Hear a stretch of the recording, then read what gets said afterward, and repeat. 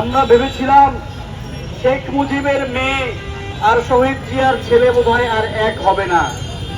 আমরা চেয়েছিলাম শেখ মুজিবের মেয়ে আর শহীদ জিয়ার ছেলেকে আমরা এক পাল্লায় মাপবো না। আমরা দেখতে চেয়েছিলাম শেখ মুজিবের মতো একজন বাকশালী আর শহীদ জিয়ার মতো একজন জনপ্রিয় রাষ্ট্রপতিকে আমরা এক করে দেখতে চাইব না। কিন্তু আমরা দেখলাম যেই পথে শেখ মুজিবের মেয়ে হেঁটেছিল সেই পথে হাঁটার বন্দোবস্ত করছে শহীদ জিয়ার ছেলে।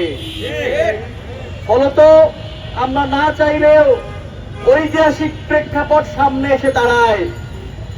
ঐতিহাসিক প্রেক্ষাপট বলে যে বাংলাদেশের মানুষ চেয়েছিল আর কোনো গুম হবে না। বিএনপি সরকার গুম প্রতিকারাদেশ বাতিল করলো। গণঅভ্যুত্থানের মধ্য দিয়ে বাংলাদেশের শহীদরা আহতদের মনের আকাঙ্ক্ষা ছিল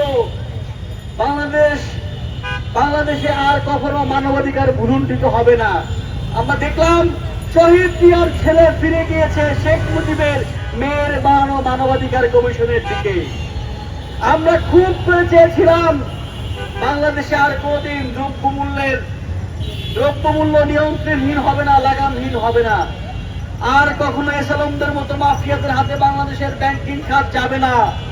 আমরা আশা করেছিলাম বাংলাদেশে একটি জনগণের সরকার প্রতিষ্ঠিত হবে।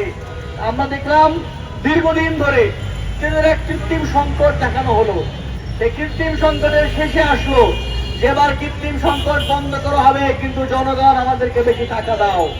তেল আছে, একদিন ধরে নাটক করেছি তেল নাই, এখন যদি বেশি টাকা দাও তাহলে আবার তেল দিয়ে দিব। সুতরাং নাটক করে বাংলাদেশের মানুষকে কষ্ট দেওয়ার এক বিশাল খেলা খেলছে তারেক রহমানের সরকার।